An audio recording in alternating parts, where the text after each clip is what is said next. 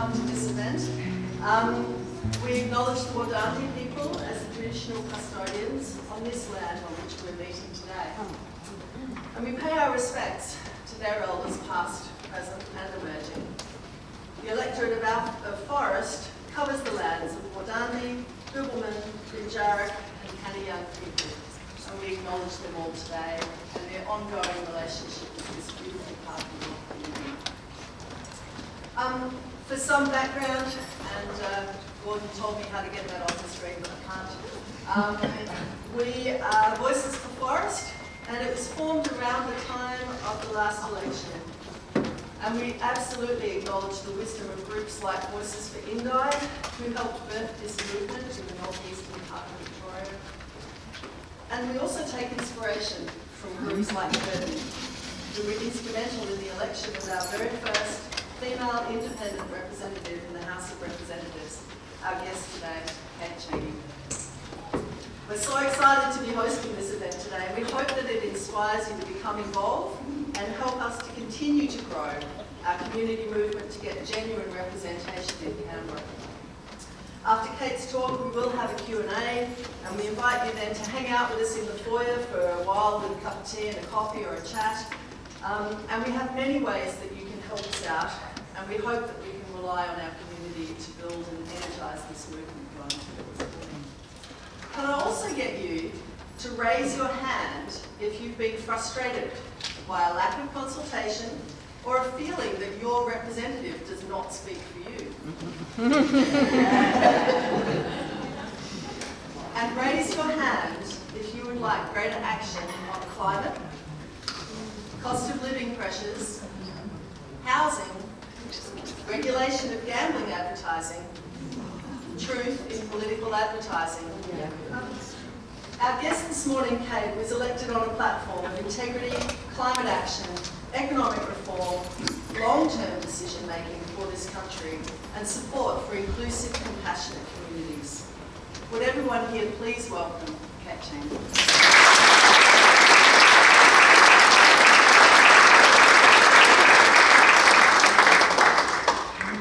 Thank you very much for having me here today. It's amazing to see the broad representation from across the electorate that you've got here. I think it's a really great start. I would also like to acknowledge the Wardandi people and pay my respects to elders past and present, and that's been a really important part, I think, of a different style of representation is incorporating that respectful aspect into it. So I would love to spend most of the time in Q&A today rather than me just talking at you, because it's much more interesting if I'm speaking about things that you're telling me are interesting to you. But I will start, I will just give you a bit of a rundown on where I've come from, how the campaign worked and what it's like working as an independent and how we think we're doing things a bit differently. My background, I was a lawyer originally.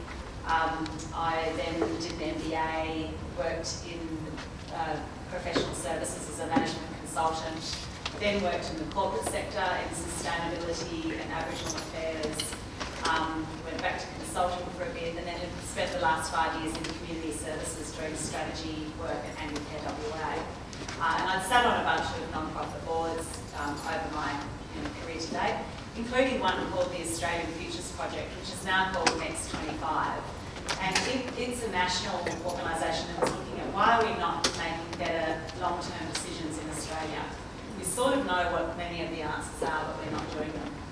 And so I'd sat on that board for 10 years, and it made me think at this systems level about everyone saying, and I met lots of people through that who would say, well, I can't do anything about it. I'm just a lowly head of a government department in the state government. I can't change it. I'm just a cog in the wheel.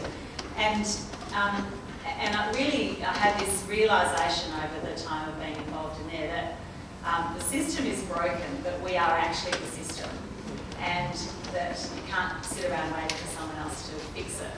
Now, I still couldn't see what my role was, other than the work that I was doing in the non-profit sector and other areas.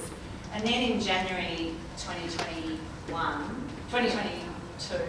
I was approached by a couple of friends, messaged me and said, would you be willing to talk to this group that's looking for a candidate? And my husband had noticed this earlier, and we thought, oh, that's pretty brave. Good luck to them. And then when I was asked specifically what I'd speak to them, I thought, well, I definitely want to support it. So I had a chat with them and realised that there were other people that shared the same frustrations that I had, that politics is a big part of our future building system. And our future building system is politicians, media, academics, the general public, all together we create a future, but the politicians play an important part. And I had never seen a role for myself in that system. Quite frankly, I thought it looked pretty appalling. I didn't think I fit with either party, and so therefore thought, well, that's not a future for me in that. But then when I was approached and had a chat with this group, Curtin Independent, that had formed fairly recently, and was just people who were frustrated, and they decided, let's do something about it. And we had a couple of conversations, and I realised I had so much in common. Similar frustrations around climate, around economic reform and the fact that nothing changes because of the short-termism and the focus on winning elections, around integrity in government. And I've started reading a lot more, just out of personal interest, on democracy and how we actually retain trust in our institutions and the implications of not retaining trust in our institutions. So that was a big driver. And also inclusion, and this sense that a lot of the politics that I was seeing seemed to be based on appealing to the worst in people, not the best. It was about thinking about what we have to fear, and circling the wagons, and it lacked a generosity of spirit and a kindness. And I thought, as a country, we could afford to actually be more kind in the way we're thinking about how we run the country. So I said yes after 2 weeks of waking up every morning thinking I was going to vomit, because the thought of this huge life change, potentially opening myself up for ridicule, personal attack, mudslinging, it's not a small decision to make. But I ended up thinking, well, if I can't do it, I've got pretty useful background for the issues that I think are relevant at the moment: good mental health, good family support, strong marriage, and I know my community pretty well, having spent most of my life here. If I don't think I can do it, who's going to do it?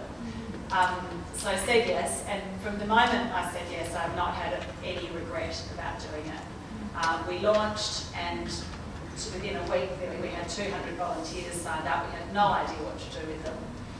No one we sort of formed this team, and no one had any experience running a political campaign before. So we felt like we were inventing democracy.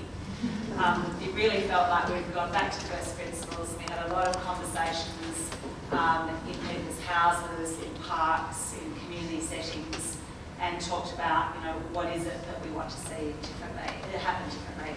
And because Curtin had always been a safe liberal seat, there were a lot of people in the electorate who never really engaged with politics before, because there was no point. There was no sense that change was possible.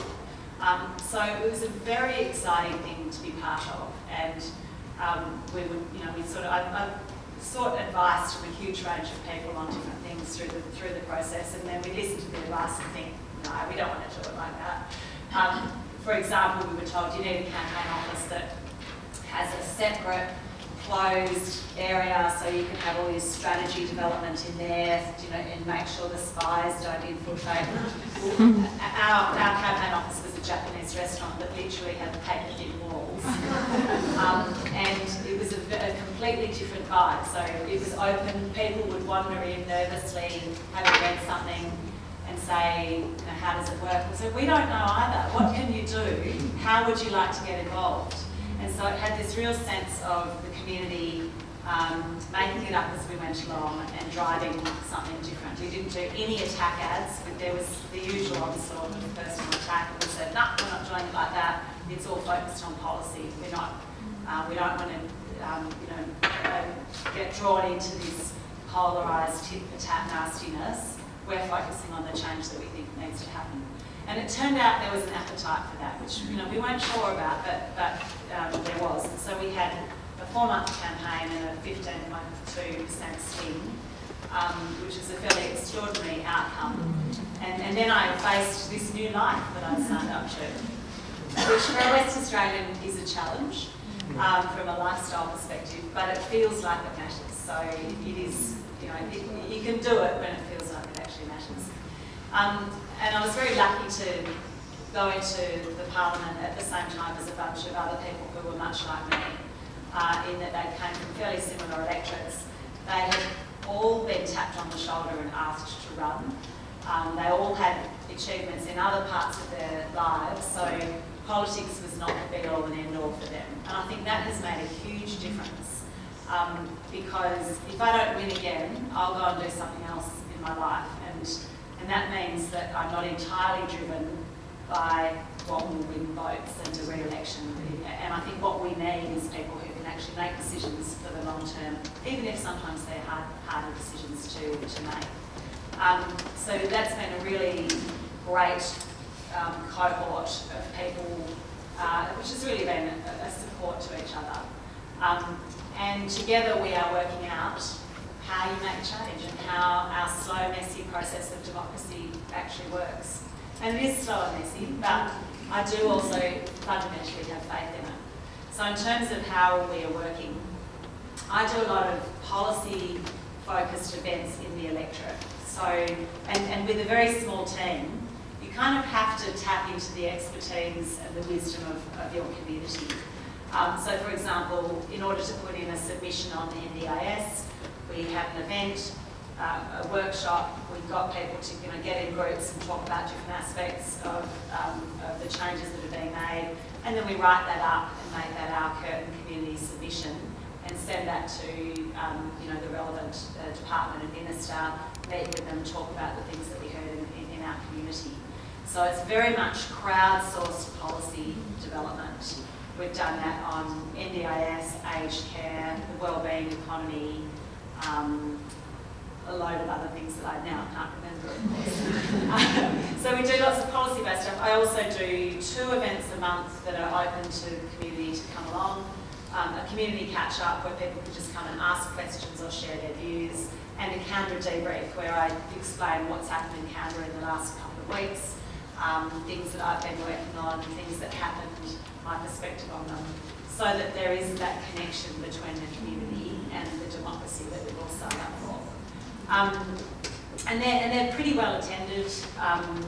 Older people, they tend to be older audiences, and that seems consistent across the country. It's very hard to get people in their 20s to come to an event.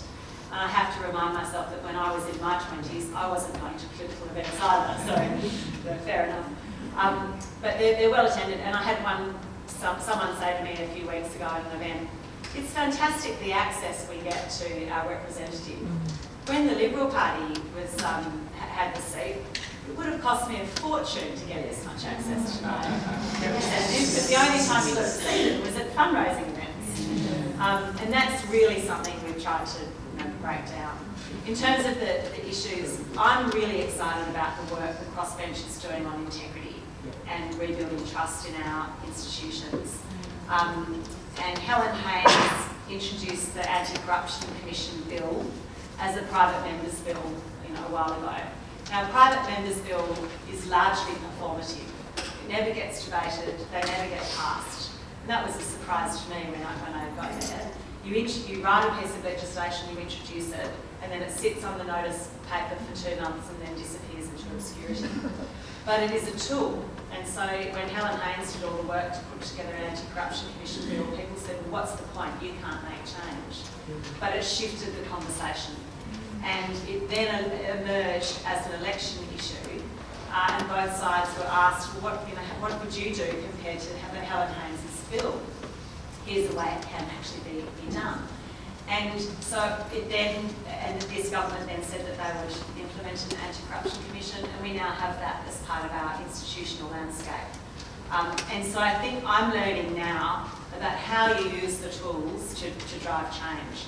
I introduced a private members bill on restoring trust in our electoral system, and that is improving transparency, reducing financial influence in political campaigns and levelling the playing field so we can maintain political competition.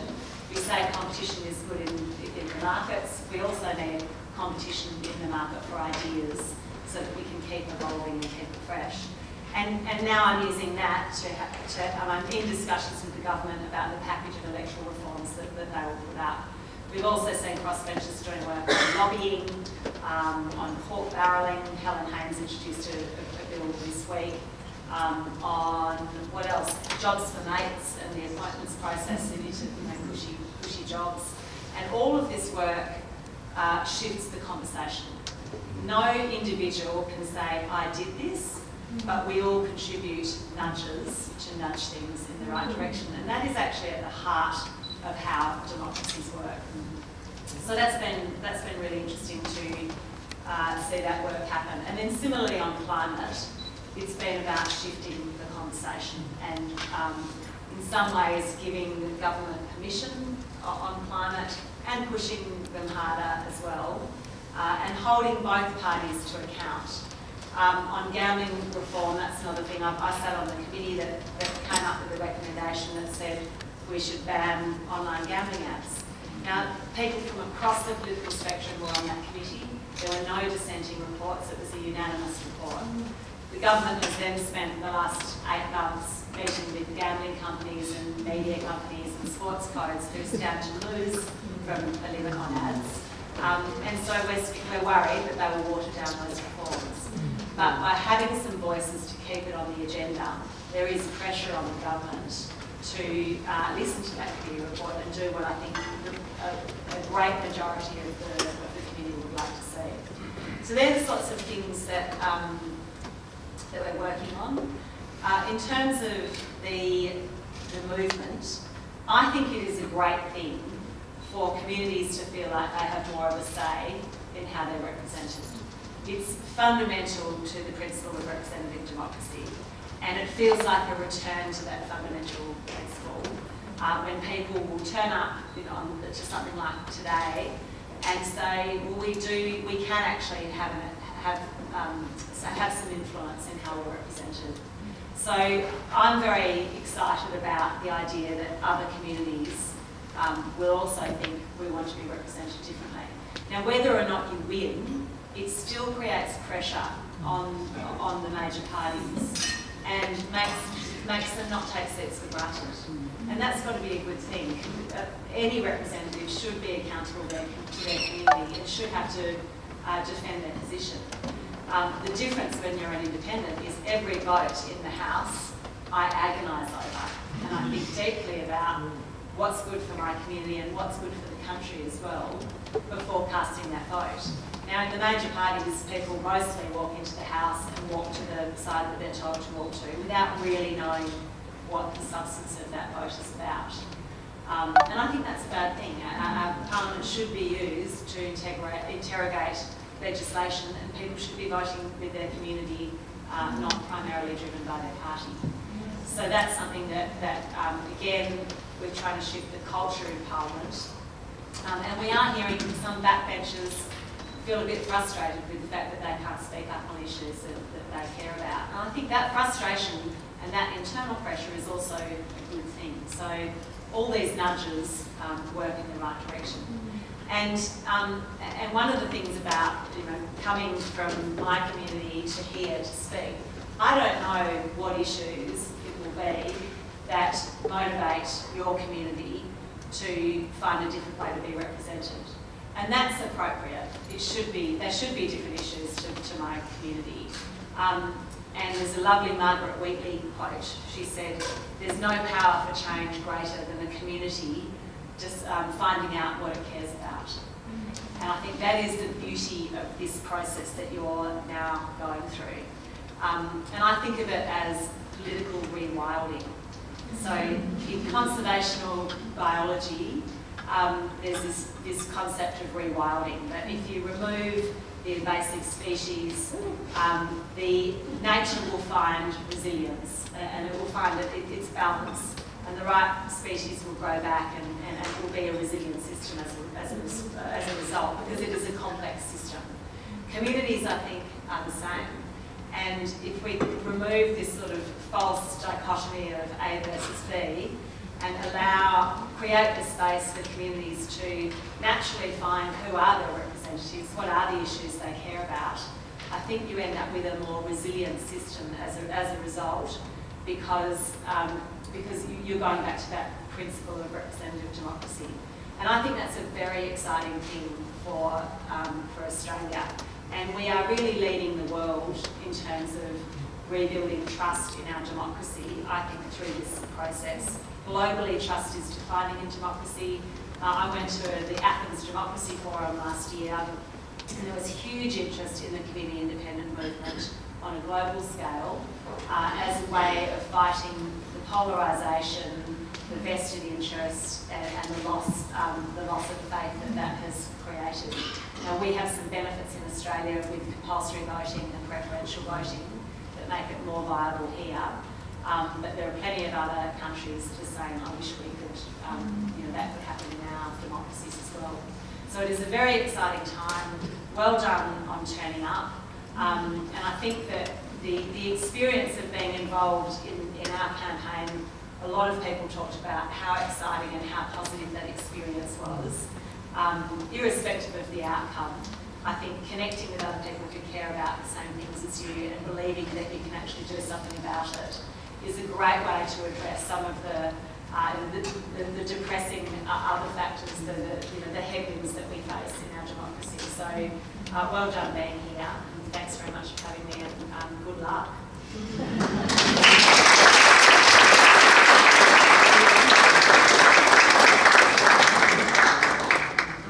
So Kate has very generously offered to take questions and answer any questions that you might have. So Brian, if you'd like to ask your question. Yeah, I'm Brian Renninger at the South Bunbury, very close to my friends at the War of Australia. I've lived with them for a few years now, working on other issues. You didn't mention much about the community organization that approached you or how they were run.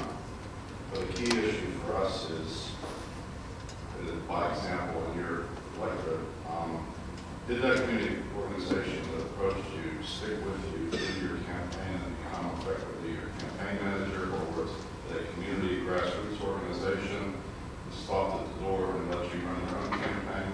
How did that work between you and the community organization? Yeah, so Perth Independent, and they, I think compared to a number of the community independent movements across the country, ours was quite short.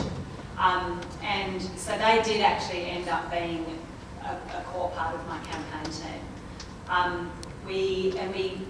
In a 4-month campaign, I think having people who were already invested in the idea and believed it was possible really helped. It was a much bigger team than that organisation, but they'd had a series of conversations with people across the electorate. They'd put an ad in the paper saying we're looking for a candidate, and they'd had a number of, they sort of didn't have, I thought it was a much more formalised process than it was. It was reasonably informal, but I think community organising is often reasonably informal. So they'd sort of had a series of conversations, but a number of them have remained deeply involved. And I very much trusted parts of my team now. What was their name? What was the name of the organisation or the individuals? Organisation. Oh, so Curtin Independent. So they set up for the purpose, and it was a bunch of, I think it started with Tony Fairweather, who sort of had this idea and ran into in a cafe Sarah Silbert, who's now my chief of staff, who he knew they were school parents together, and he said, I think we should, someone needs to do something about this. And they got chatting, and she said, well, you need a website, and it sort of went from there. And then they got people from other parts of the community as well. I think one of the things that I learned, and I wasn't involved at that stage, but I think that there are much lower barriers to entry than you think on that. You sort of feel like you have to be proper, you have to have done a huge amount of stuff in order to get the momentum. But it's got to start somewhere. So and through the campaign, we were doing things that no one knew how to do the whole time. And it was an incredibly steep learning curve personally and for the team. And we, there were things that we did in an inefficient way, and we learnt a lot from it. But just that sense that if you're passionate about it and if you believe that change is possible, then it is. And one of the things I struggle with, well, what if my values don't align with the values of the group on something? Luckily, that hasn't happened, and maybe that's just good luck. But I suppose I took that as a sign that that there are values in the community that are not being represented, and these are the ones that are feeling the most frustration. So we haven't had too many. We debate things, we discuss them, because I think it's really important that you are open-minded to both sides being reasonable.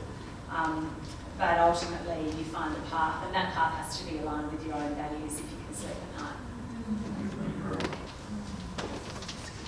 I'm Jodie, I'm part of For Forrest.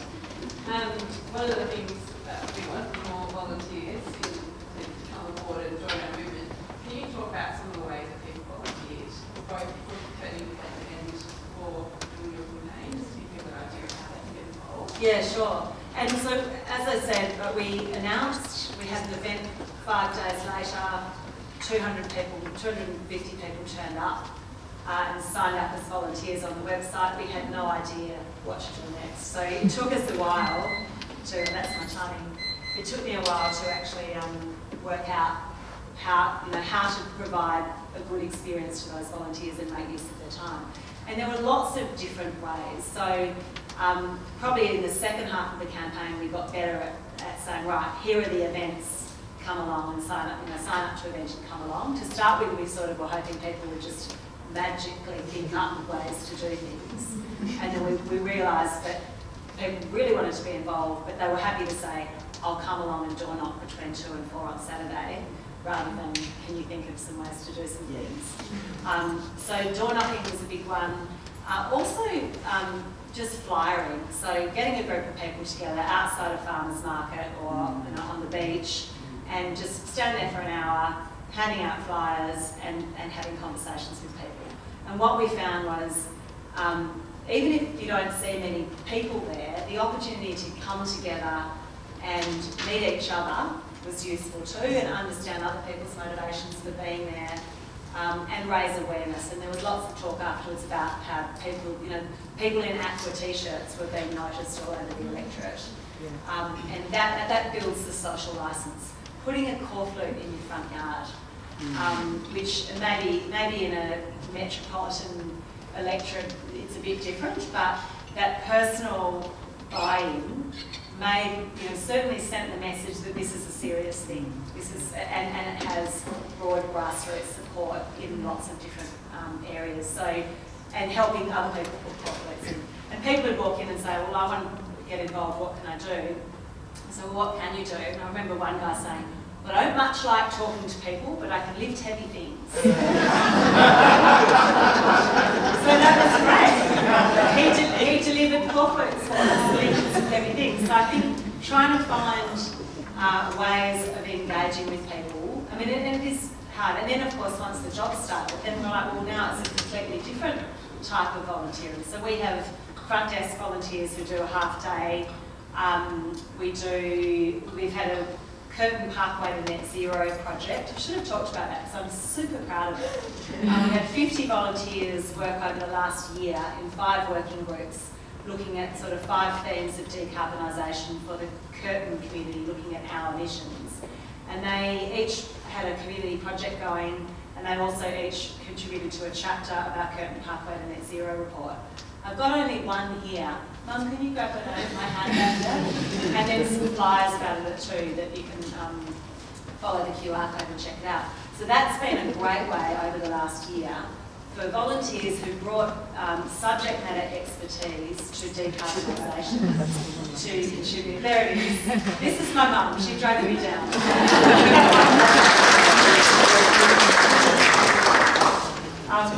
And so that's been a great sort of substantive way 50 volunteers have stayed engaged.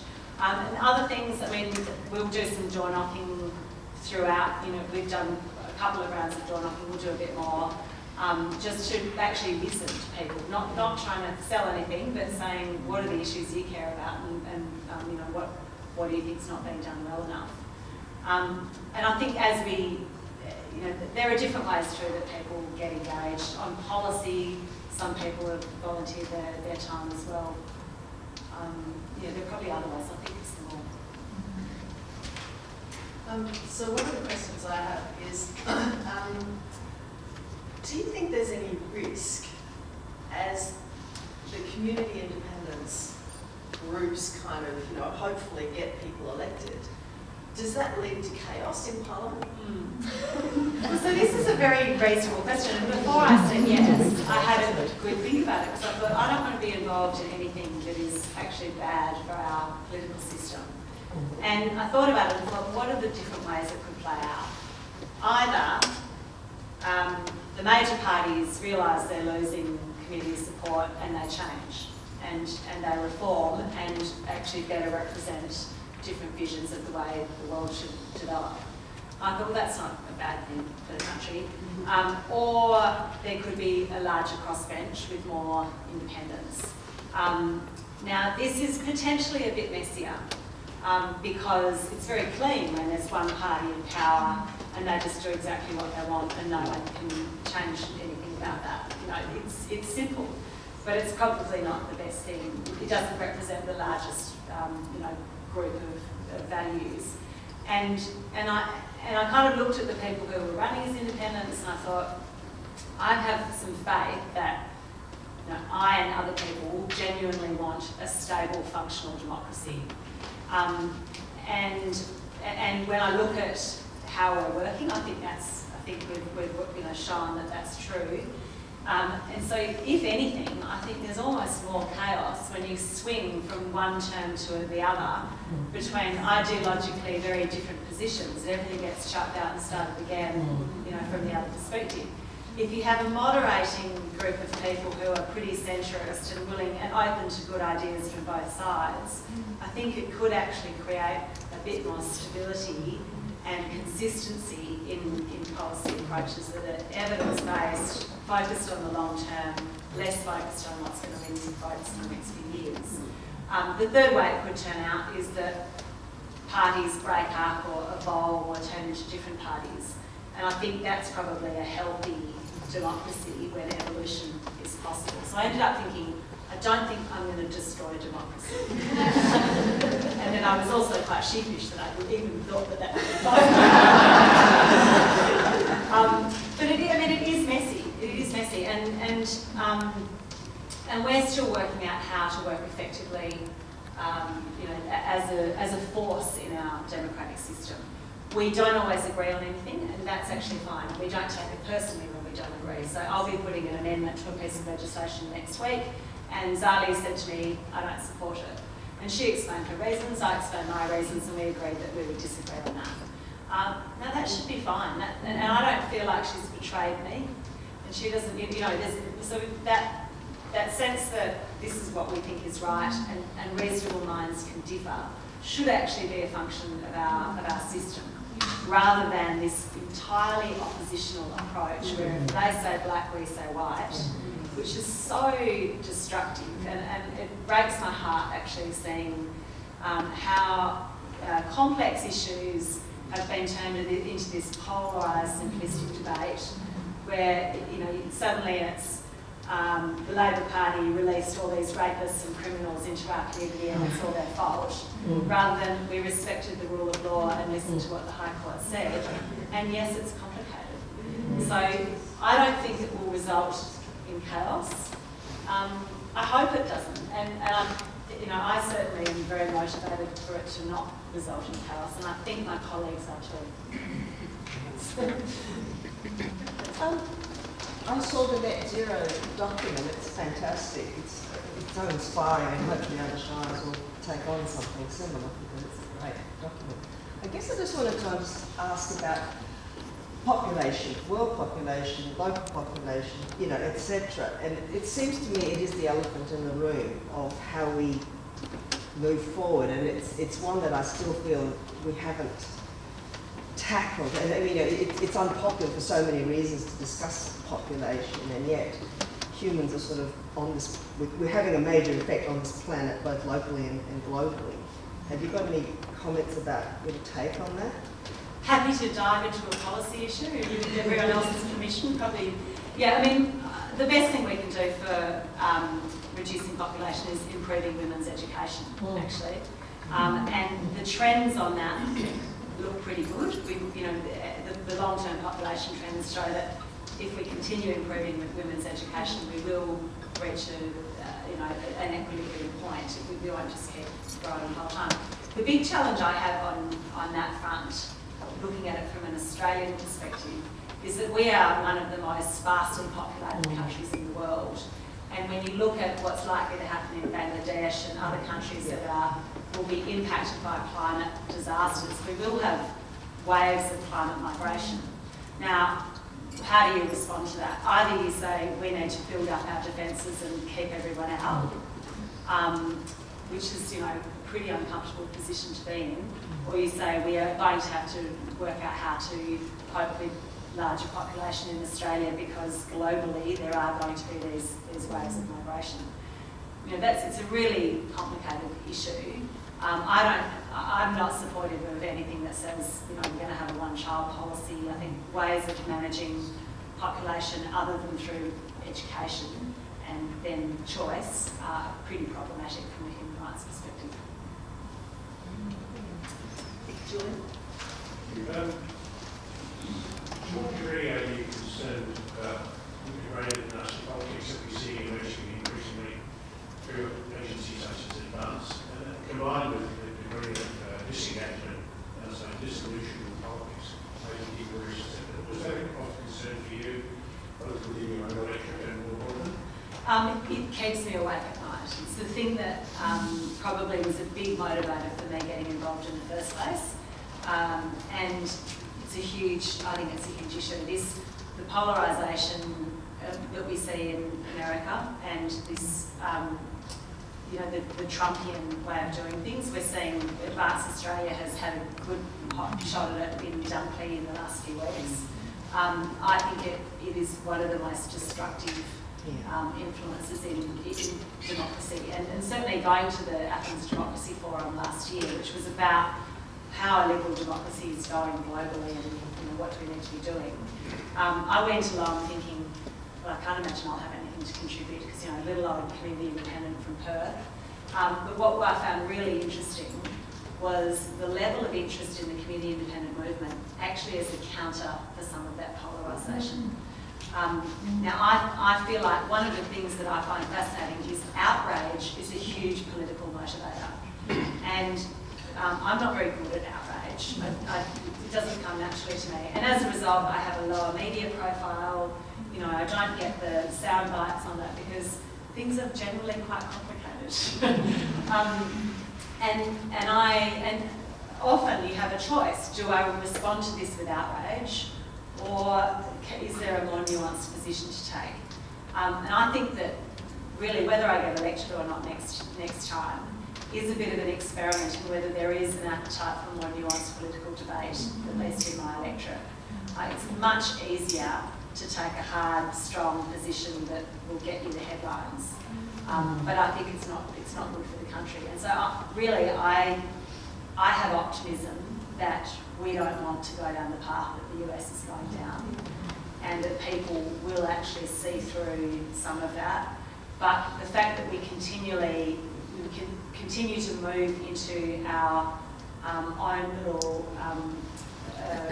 we're totally separate, and it's very difficult to have conversations with people who have different views to you in your day-to-day life, because you probably your friends you choose because they think the same things as you. And so some of the things I'm trying to do in the electorate is actually get people with different views to come together and hear each other. And that, sometimes that works, and sometimes only people who agree with me will turn up to events. So it's a difficult thing and a huge issue. But I think we are potentially an antidote to it. First information and good one, sunlight, absolutely morning for you in the American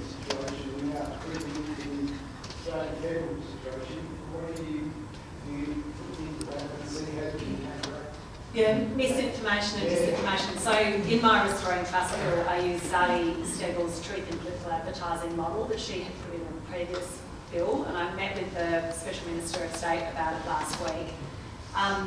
The government has said that they're interested in legislating truth in political advertising, but they also want the Liberal Party on board with any electoral reform they do, and they're very much not in favour of it. So I'm now trying to present an alternative, along with the Greens and crossbenchers in the upper house, to say there's actually a majority in both houses that would like to see some action on truth in political advertising. Of course it's complicated because the Ministry of Truth, Orwellian allegations will fly.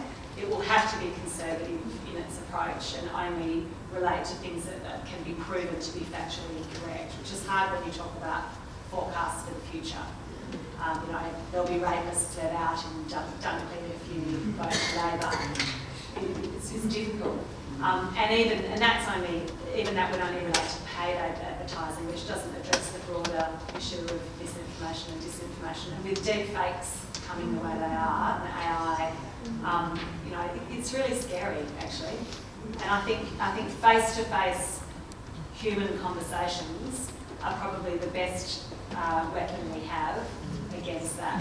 Actually trying to get people to talk to people around them and listen to people around them and recognise that, that they may not be getting the full story. And just focus on, say, one or two policies and become a real expert on that, or should they try to go for a whole range of policies? Really good question, and one that bothers me every week, because every meeting you have, you think, that really matters, someone should do something about that, but you can only spread yourself so thinly.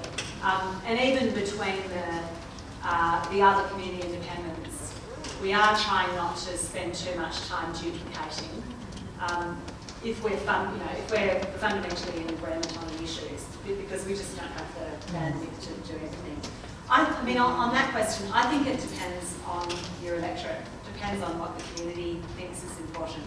And if there are one or two issues that are important enough to motivate people to do something about them, then fantastic, focus on those. I find it very difficult to resist the pull to get involved in a whole lot of other things, and it's tough.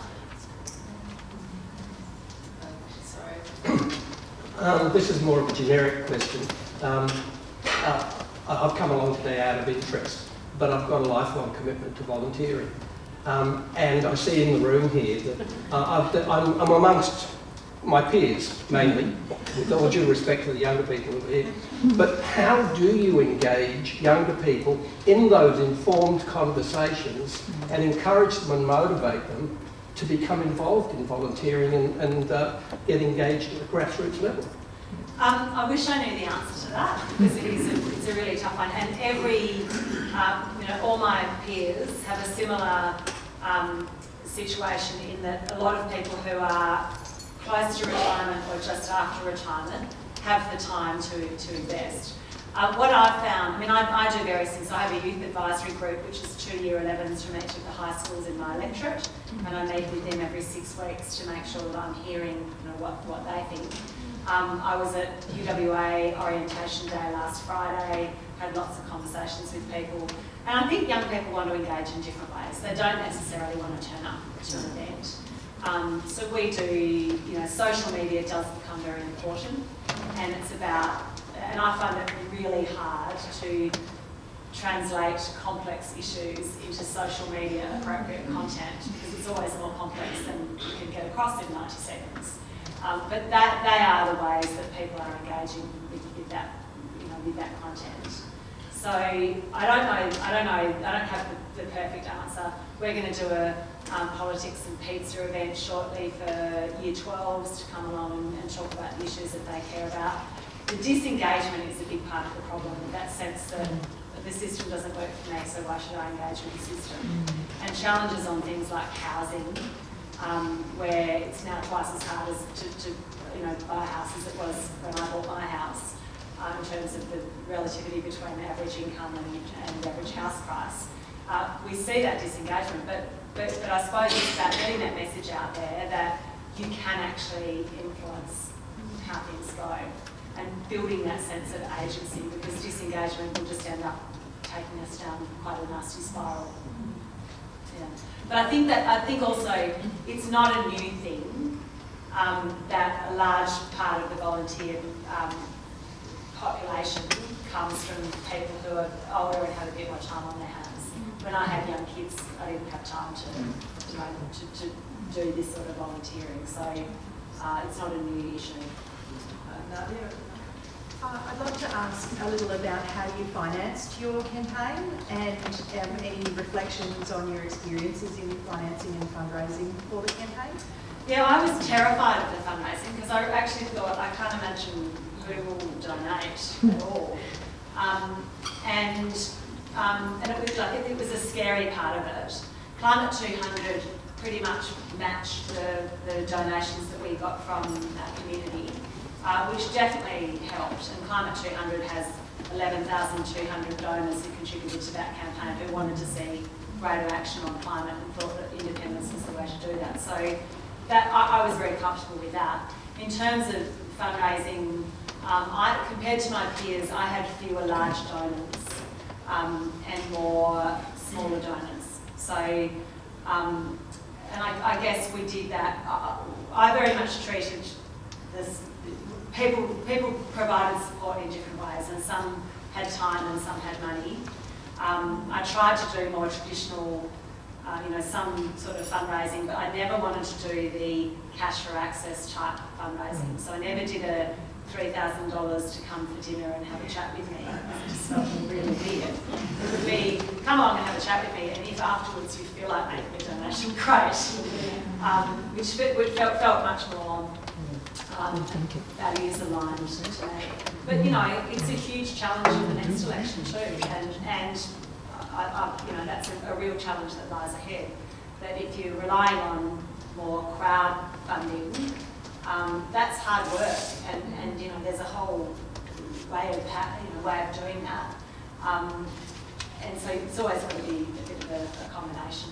But I suppose the way I approached it was, and I found it very difficult asking for money, and it was pointed out to me, well, you're not asking money for yourself, you're asking people to support a thing that you are also putting your time and energy into.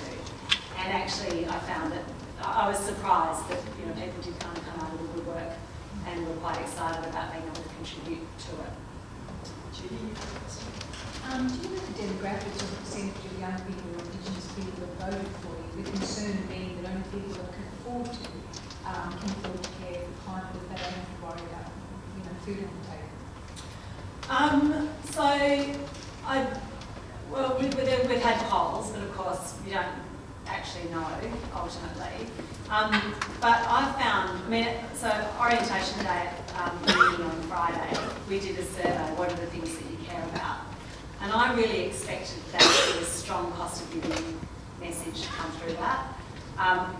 Environment and climate was twice as big as the cost of living and housing in those survey results, and that was a couple of hundred young people with an open question. Absolutely there are real cost of living challenges, but the reality is neither major party is really offering much on that front. So it's not like, and it's really hard. And, housing is this massive challenge. It's taken us 20 years to get into the mess we're in. There are no big fixes. A lot of the policies that are being put up, look like big fixes, but they're very small scale and they might just throw more fuel on the fire. There's not, if it was a choice between climate and some great cost of living, priorities where there were policies that the major parties were offering, it would be a different matter, I suspect. But it seems that young people still actually do care a lot about climate over the long term. And the other thing is, so much of our prosperity in Western Australia is linked to our exports, which are currently fossil fuels. Now, we know that the world will be trying to get off those fossil fuels. We don't know how quickly they'll succeed at that. But we need to be thinking about where the economic growth comes from, what our export mix looks like in 20 years' time, and how we actually make that happen.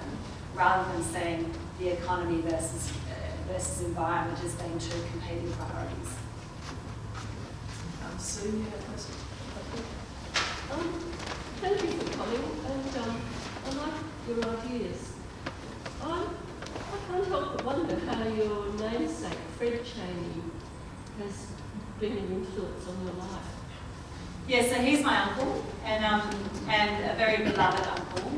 But I'm one of 23 of his nieces and nephews. People say, oh, it was in the blood. I'm like, well, my uncle left politics in 1990, and he's one of my 6 uncles, and they all had different jobs, you know, how much. But he has been fantastic, and because I was working in Aboriginal affairs before this, I did have more to do with him then, and started having conversations with him about the world and what was wrong with it and what could be done. He actually advised me not to do this. I met with him in that 2 weeks when I was trying to decide, and he said, don't do it. And I said, why not? And he said, well, I think it really needs to be done, but it's a terrible life and you'll get attacked, and I love you, and I don't want it to happen to you. And I said, well, that's ridiculous. You know, I can't sit around and wait for someone else to do it. It does need to be done. And he said, well, if that's how you feel, then I'm behind you 100%. And he then has been a fantastic mentor to me. And I do think that politics looked a bit different in his day, in the 80s. And he talks about the fact that the Liberal Party in the 80s had deep discussions about what was needed and recognised that this economic reform was needed. So then when the Labor Party proposed it, they didn't fight it. And you never get any credit for not fighting something. But it was in the interest of the country. And so he's been a really good voice of reason to me, just saying, you know, stay focused on the things that matter and why you're doing it. I'm very lucky to have him as a mentor. Thank you. Okay, probably the last question, Gordon. Oh, thanks, Kate. If you could talk a bit more about the climate emergency and decarbonisation in a specific way, acknowledging you're in the federal arena. In Western Australia, as you probably know, we have some really extreme stuff going on with, if you look at the top 10 in the greenhouse gas emissions, carbon emissions, you know, you'll see Chevron, 10 million tonnes, Woodside's up there, then you've got Alcoa, you've got crazy things like the State Agreement Act with Alcoa, who holds through that the state government to ransom. Really comes down to that. So my question is, in the federal sphere, how can you have impact for us in Western Australia when we see these very extreme situations? Yeah, and definitely we have some real problems in Western Australia. We're the only state where emissions are going up, not down. And there are very close relationships between, especially the gas industry and the government. My view is we need to stop exploring, especially around gas, new gas fields, because globally we need to not develop these fields. The complexity about it, and again, you know, I may not have the black and white position you're hoping I'll have, is that we do need gas during the transition, but we need to use as little gas as possible for as short a time as possible. So the fact that we need some of it for a short time can't be used as an excuse to approve, you know, development in new fields and 50-year extensions of projects. And in terms of what impact you can have on that, we need a viable economic future in WA. And there are ways we can do that. We have sun and wind, we have space, we have experience with large infrastructure projects, and all of these things, you know, there is potential around green steel manufacturing, around critical minerals. There will be difficult trade-offs between critical minerals development and the environment. These are not easy decisions, but we do need a more visionary approach to what our economy will look like in 20 years and what we need to do now so we don't miss the boat. In terms of what I can do about WA, we need more different voices in the West Australian debate about how we get, what needs to be done and how we get there. So I've been talking to Superpower Institute, the Australia Institute, another one as well, whose name I've just forgotten, about trying to get some of these more think tank organisations to have a West Australian presence to contribute to the discussion here, because I think that's really important. I also have had a meeting with a bunch of people recently who are all doing different work on the WA decarbonisation pathway, including the chief scientist, to say where are the gaps in the work that needs to be done, and how do we fill those gaps with different analysis or different voices, so that we can take a more coordinated approach. It's really hard, is the reality, but we do need to be able to hear different voices who are not just saying gas is good for WA.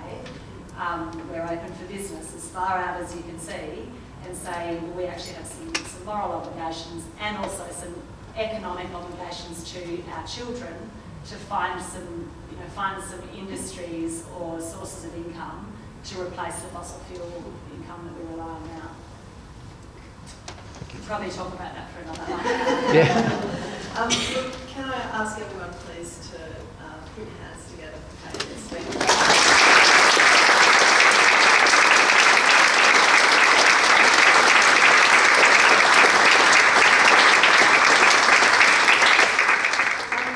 Can I ask a couple of final questions before we break?